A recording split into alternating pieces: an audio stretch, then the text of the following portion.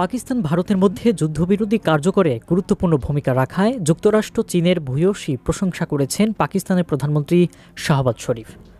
একই সঙ্গে এই যুদ্ধবিরতিকে পাকিস্তানের ঐতিহাসিক বিজয় বলে দাবি করছেন তিনি।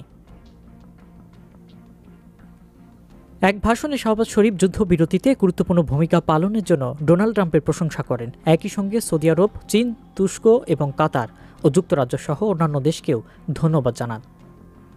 ভাষণে শাহবাজ শরীফ চীনকে অত্যন্ত কাছের খুব বিশ্বাসযোগ্য বন্ধু উল্লেখ করে ধন্যবাদ জানিয়েছেন।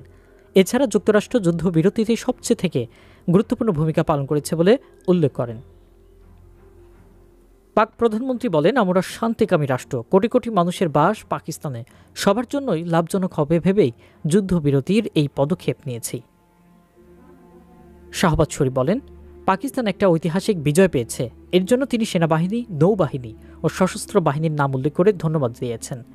দেশের মূলনীতিগুলো এসব প্রতিষ্ঠান তুলে ধরতে সক্ষম হয়েছে বলেও উল্লেখ করেন তারা।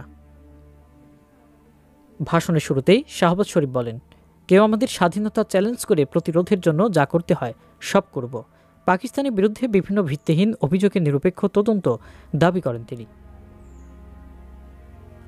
ভাষণ শুরুর আগে ভারতের পররাষ্ট্র সচিব পাকিস্তানের বিরুদ্ধে বারবার যুদ্ধবিরতির সমঝোতা লঙ্ঘনের যে অভিযোগ তুলেছেন, এ ব্যাপারে প্রধানমন্ত্রী শাহবাজ শরীফ কোনো মন্তব্য করেননি।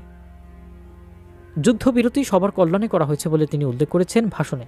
এছাড়া পানি বণ্টন ও কাশ্মীর সহ বিতর্কিত বিষয়ে আলোচনার মাধ্যমে সমাধান সম্ভব বলেও মন্তব্য করেন পাকিস্তানের প্রধানমন্ত্রী।